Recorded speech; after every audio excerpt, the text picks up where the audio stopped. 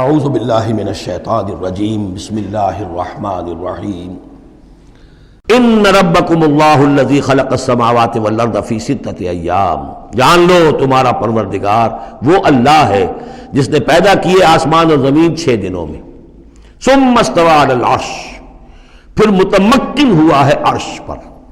اب یہ عرش بھی جیسا کہ میں عرض کر چکا ہوں یہ بھی آیات متشابہات میں سے ہے، اس کی کوئی حقیقت بھی ہو سکتی ہے کہ کوئی واقعتاً مجسم کوئی شے ہو، کوئی چیز ہو فی الواقع کسی جگہ پر ہو، اور یہ بھی ہو سکتا ہے کہ اس سے مراد محض استعارہ ہو، واللہ عالم۔ عالم غیب کی یہ ساری خبریں جو ہیں، یہ میں نے جیسا کہ عرض کیا یہ مستقل طور پر یہ تو آیات متشابہات ہی میں رہیں گی، یہ تو عالم آخرت میں داخل ہونے کے بعد ہی اس کے حقائق منکشف ہوں گے۔ البتہ جو سائنٹیفک فنومینا وغیرہ ہیں ان کے بارے میں تدریجاً بعض آیات متشابہات جو ہیں وہ اب محکمات کی شکل اختیار کر چکی ہیں، بعد اور کر لیں گی، واللہ عالم۔ یغشی اللیل النہار،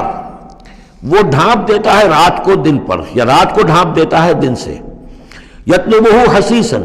اور وہ اس کے پیچھے لگا ہوا آتا، دوڑتا ہوا، دن رات کے پیچھے رات دن کے پیچھے۔ والشمس والقمر،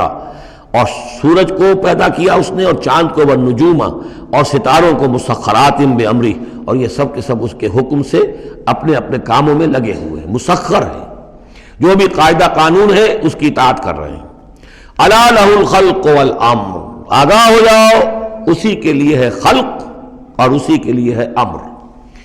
یہ آیت جو ہے اس کے 2 مفہوم ذہن میں رکھیے، ایک تو ہے جو بہت سادہ ہے، سطحی مفہوم ہے، وہ بھی درست ہے کہ ایک ہے تخلیق اور ایک ہے پھر اللہ کا حکم، کائنات اس نے بنائی اور اب اس کا حکم ہے یہ کرو یہ نہ کرو، یہ اوامر ہے یہ نواہی ہے یہ شریعت ہے۔ لیکن اس کا ایک گہرا مفہوم بھی ہے کہ اصل میں کریشن جو ہے اس کائنات میں 2 سطح پر ہوئی ہے، ایک عالم امر ہے ایک عالم خلق ہے۔ عالم امر میں صرف کریشن ایکس نہیلو ہوتی ہے، عدم محض سے تخلیق، اور اس میں ٹائم فیکٹر بالکل نہیں ہوتا، کن فیکون، کوئی ٹائم فیکٹر نہیں، بغیر کسی مادے کے، بغیر کسی پری ایگزسٹنگ شے کے کچھ پیدا کر دینا اور اس میں کسی ٹائم فیکٹر کا نہ ہونا، یہ عالم امر کے خواص ہے۔ عالم خلق میں کسی شے سے دوسری شے بنتی ہے اور اس کے بعد اس میں ٹائم لازمن ہے۔ انسان ہے 9 مہینے رحم مادر کے اندر وہ بچہ رہے گا، 8 مہینے رہے 7 مہینے رہے، بہرحال اسے وقت لگے گا۔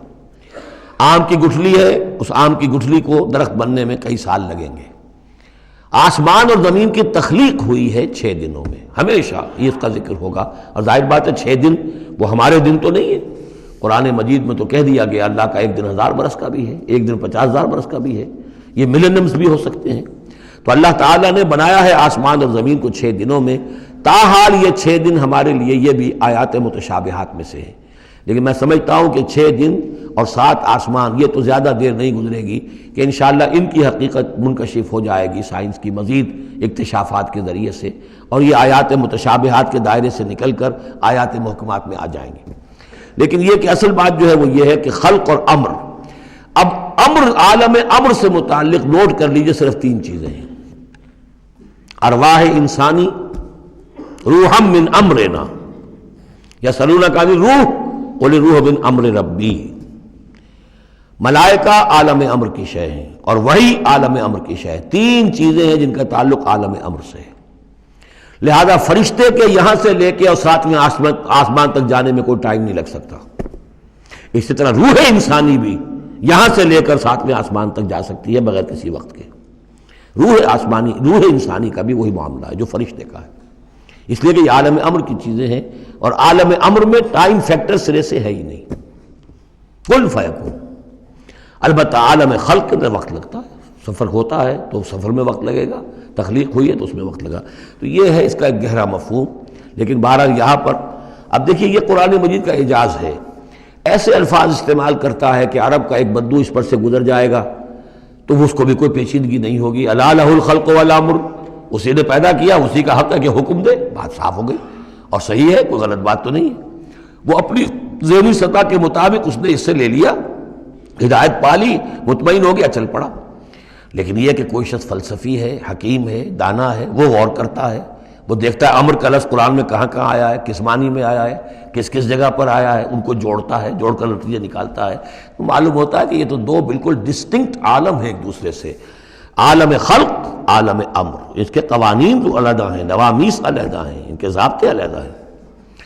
تبارک اللہ رب العالمین، بہت بابرکت ہے اللہ جو کہ تمام جہانوں کا رب ہے۔ صدق اللہ العظیم۔